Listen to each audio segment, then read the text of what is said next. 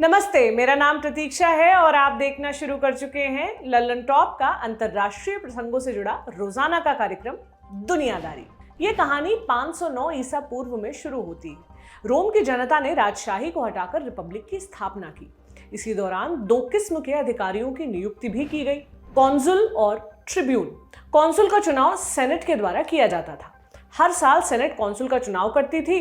दोनों के पास एक दूसरे के आदेश काटने का अधिकार था, जबकि ट्रिब्यून आम लोगों के मत से चुने जाते थे। वे रोमन रिपब्लिक के नागरिकों के प्रतिनिधि थे। ट्रिब्यून रोमन मजिस्ट्रेट या सेनेट के किसी भी आदेश को अमल में लाए जाने के खिलाफ वोट कर सकते थे। उनके पास बिल को रोकने का अधिकार नहीं था, लेकिन वे उसे जनता की असेंबली में चर्चा से रोक सकते थे। इस व्यवस्था को उस दौर में इंटरसेशियो के नाम से जाना जाता था। यह सिस्टम इसलिए लाया गया था ताकि बड़े अधिकारियों को निरंकुश होने से रोका जा सके, उनकी शक्ति पर नियंत्रण बनाकर रखा जा सके। रोमन रिपब्लिक का अस्तित्व 27 ईसा पूर्व तक रहा। इसके बाद रोमन साम्राज्य आया। सम्राट सर्वे सर्वा हो गए। उनके पास असीमित शक्तियां थी। रोमन सम्राट सेनेट के किसी भी फैसले को पलटने का अधिकार रखते थे। कालांतर में यह व्यवस्था दुनिया के कई अन्य देशों में लाई गई। वीटो के नाम से, वीटो लैटिन भाषा के शब्द विटर से लिया गया है। इसका अर्थ होता है आई फॉरबिड, यानी मैं अस्वीकार करता हूं, मैं मना करता हूं। आज हम वीटो की चर्चा क्यों कर रहे हैं? दरअसल रूस यूक्रेन युद्ध की शुरुआत से ही यूएन सिक्योरिटी काउंसिल यानी यूएनएससी में वीटो फिर से चर्चा में है। वीटो का शाब्दिक अर्थ होता है अस्वीकृति या निषेध, यानी किसी काम या योजना को आम सहमति के बावजूद अस्वीकार कर देना। जहां तक यूएनएससी की बात है, ये यूनाइटेड नेशंस की सबसे ताकतवर बॉडी है। इसमें कुल 15 मेंबर होते हैं, 10 अस्थायी और 5 स्थायी। अस्थायी सदस्य तय अवधि के बाद बदलते रहते हैं, जबकि स्थायी सदस्य शुरुआत से लेकर अभी तक बरकरार हैं। इनका नाम है अमेरिका, यूके, फ्रांस, रूस और चीन। इन देशों के पास वीटो का अधिकार है। ये देश यूएनएससी के सामने लाए गए किसी भी प्रस्ताव को रोक सकते हैं। यूक्रेन पर रूस के हमले के तुरंत बाद यूएनएससी की बैठक बुलाई गई थी। इसमें प्रस्ताव रखा गया था कि रूस अपने सैनिकों को तत्काल प्रभाव से यूक्रेन से बाहर निकाले। रूस ने इस पर वीटो कर दिया था, जिसके बाद यह प्रस्ताव ठंडे बस्ते में चला गया था। इसके बाद से वीटो के गलत इस्तेमाल को लेकर बहस तेज हो गई है। यूरोप में बसा लिechtenstein नाम का देश एक प्रस्ताव लेकर आया है। इस प्रस्ताव को अमेरिका समेत 57 देशों का समर्थन है। इस पर यूएन जनरल असेंबली में चर्चा होगी। मीडिया रिपोर्ट्स के मुताबिक प्रस्ताव पर 26 अप्रैल को वोटिंग हो सकती है। अगर प्रस्ताव पास हुआ तो एक नई व्यवस्था लागू होगी। अगर सिक्योरिटी काउंसिल के किसी परमानेंट मेंबर ने किसी प्रस्ताव पर वीटो किया तो 10 दिन के भीतर जनरल असेंबली की बैठक बुलाई जाएगी। फिर उस प्रस्ताव पर डिबेट होगी और वीटो करने वाले देश को अपने फैसले के एवज में सफाई देनी होगी। संबंधित देश या देशों को अपने फैसले को जायज ठहराना होगा। हालांकि इस वीटो की शक्ति पर कोई असर नहीं पड़ेगा, लेकिन इतना जरूर होगा कि किसी प्रस्ताव पर वीटो करने से पहले देश 2 दफा सोचेंगे जरूर।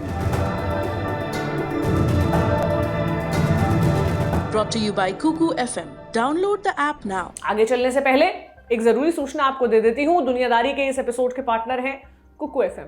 ये भारत में ऑडियो बुक्स के सबसे बड़े प्लेटफॉर्म्स में से एक है। कुकू एफएम पर आपको इतिहास, राजनीति, साहित्य, दर्शन समेत कई और विधाओं में बोलने वाली किताबों का खजाना मिलता है, मतलब ज्ञान का फुल पैकेज एक ही ऐप पर। लल्लन टॉप के दोस्तों के लिए एक खास ऑफर है, प्रीमियम सब्सक्रिप्शन पर 50% की छूट पहले 500 यूजर्स के लिए। ऑफर का लाभ उठाने के लिए क्या करना होगा? सब्सक्रिप्शन लेते समय LT50 का छोटा सा कोड डालना होगा। तो सुनते रहिए, गुनते रहिए, और जानकारी चाहिए तो डिस्क्रिप्शन में दिए गए लिंक पर पहुंचिए। हम बढ़ते हैं अपने शो की तरफ, जहां बात वीटो पावर की होनी है। आज हम जानेंगे यूएनएससी में वीटो के इस्तेमाल की प्रक्रिया क्या है और यूएन के सबसे ताकतवर सदस्य देश अमेरिका में वीटो का इस्तेमाल कैसे होता है। 1945 के शुरुआती दौर की बात है। दूसरे विश्व युद्ध में जर्मनी की हार तय हो चुकी थी। हिटलर अपने बंकर में आत्महत्या करने वाला था। मित्र देश जीत के द्वार पर खड़े थे। इस झगड़े में इतनी तबाही हो चुकी थी कि दुनिया इस स्तर की अगली लड़ाई झेलने के काबिल नहीं रह गई थी। इसे रोकने के लिए समर्थ देश एकजुट हुए।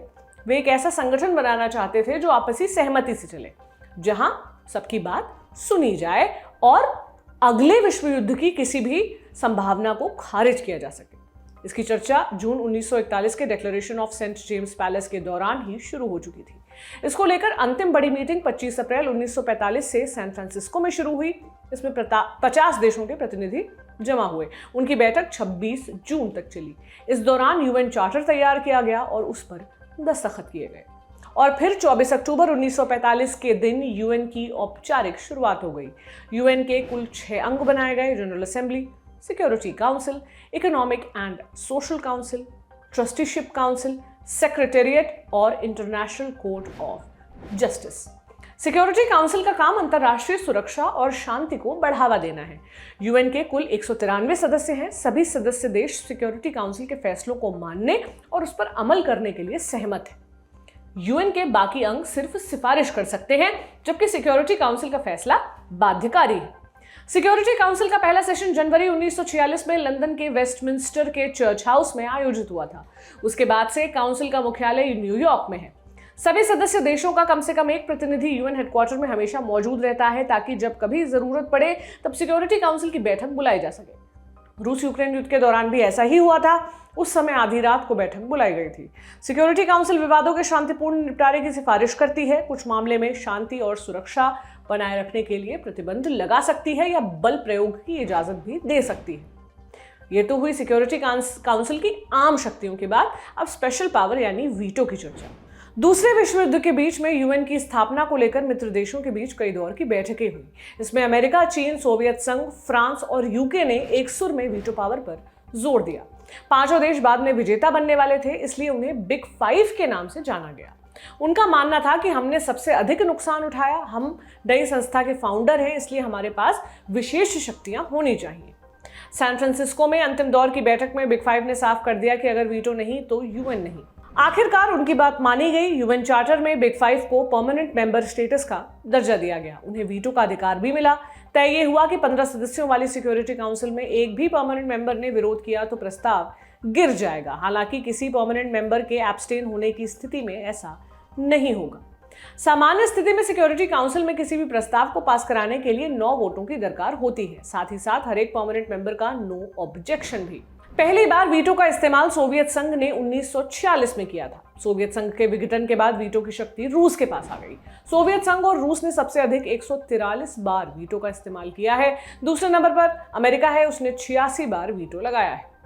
अधिकतर बार इजराइल के लिए। चीन ने 17 बार वीटो लगाया है। यूके और फ्रांस ने 1989 के बाद से एक भी बार वीटो नहीं किया है। अब बाकी देशों में वीटो की प्रक्रिया के बारे में जान लेते हैं। अमेरिका में वीटो का अधिकार राष्ट्रपति के पास सुरक्षित है। राष्ट्रपति अमेरिकी संसद के द्वारा पास किए गए किसी भी बिल पर वीटो कर सकते हैं। प्रोसेस क्या है? एक बार कांग्रेस के दोनों सदन या किसी बिल के या प्रस्ताव को पास कर दें तो राष्ट्रपति के पास उसे भेज दिया जाता है। उसके बाद फैसला देने के लिए 10 दिनों का समय होता है। अगर राष्ट्रपति इस अवधि में बिल पर साइन कर दें तो वो कानून बन जाता है। अगर इस दौरान राष्ट्रपति नजरअंदाज करें और कांग्रेस सेशन में हो तो बिल अपने आप कानून का रूप ले लेता है। अमेरिका के संविधान में 2 तरह की वीटो की व्यवस्था है, रेगुलर वीटो और पॉकेट वीटो। रेगुलर वीटो में क्या होता है?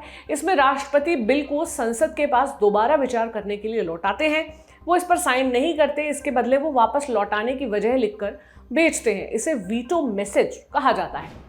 पॉकेट वीटो में क्या होता है? कांग्रेस बिल को राष्ट्रपति के पास भेजती है। 10 दिनों की तय अवधि में राष्ट्रपति ना तो इस पर साइन करते हैं और ना ही वीटो मैसेज लिखकर वापस लौटाते हैं। इस बीच में संसद स्थगित हो जाती है। ऐसी स्थिति में बिल कानून नहीं बनेगा। जब संसद का सत्र दोबारा शुरू होगा तब उन्हें पूरा प्रोसेस शून्य से शुरू करना होगा। क्या संसद राष्ट्रपति के वीटो को भेज सकती है? अमेरिका के संविधान में यह व्यवस्था भी है। अगर राष्ट्रपति ने किसी बिल पर वीटो किया तो अमेरिकी संसद के दोनों सदन मिलकर उनके फैसले को पलट सकते हैं, बशर्ते प्रस्ताव को दोनों सदनों में 2/3 वोट मिले। ऐसी स्थिति में राष्ट्रपति का वीटो खारिज हो जाता है। अमेरिका के इतिहास में राष्ट्रपति ने 2000 से अधिक बार वीटो का इस्तेमाल किया है। संसद ने इनमें से 5% से भी कम दफा वीटो को खारिज करवाया है। आज का दुनियादारी यहीं पर खत्म करेंगे। आपसे फिर मिलने की उम्मीद के साथ विदा लेती हूँ। आप अपना ख्याल रखें। शुक्रिया। शुभ रात्रि।